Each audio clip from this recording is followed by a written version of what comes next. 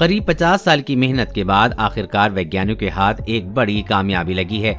जीवाश्म वैज्ञानिकों ने आखिरकार सुपरसारस की खोज की है, जो अब तक की सबसे लंबा डायनासोर है। जुरासिक काल के डायनासोर करीब 150 मिलियन साल पहले धरती पर पाए जाते थे। लंबी गर्दन और लंबी पूंछ वाले इस डायनासोर की लंबाई 128 से 137 फीट होती थी।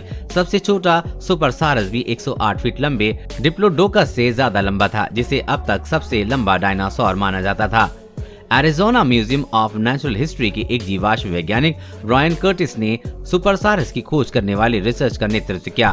5 नवंबर को सोसाइटी ऑफ वर्टेब्रेट पैलियोंटोलॉजी की ओर से आयोजित एक वर्चुअल सम्मेलन में रिसर्च के नतीजे पेश किए गए थे, जिनकी पत्रिका में छपना अभी बाकी है। 1972 में अमेरिका के कोलोराडो के ड्राई मेसा डायनासोर क्वारी में सुपरसारस का पहला नमूना खोजा गया था। कर्टिस के मुताबिक पूरी खोज अलग अलग हड्डियों का एक सलाद थी। रिसर्च में पाई गई बड़ी गलती। जिम जैसन ने इस क्षेत्र की खुदाई की थी और अलग अलग आकार की हड्डियों की खोज की थी। ये हड्डियां अलग अलग डायनासोर से संबंधित प्रतीत होती थीं।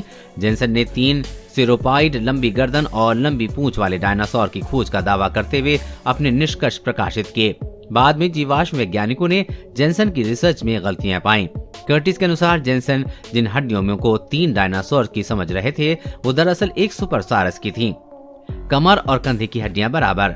समय के साथ हुए बदलावों के चलते हड्डियां अलग अलग आकार की थीं और उनमें दरारें थीं। कर्टिस ने लाइफ साइंस को बताया कि अगर आप सभी दरारों को जोड़ देते हैं तो कंधे और कमर की हड्डियां मूल रूप से एक ही आकार की हैं।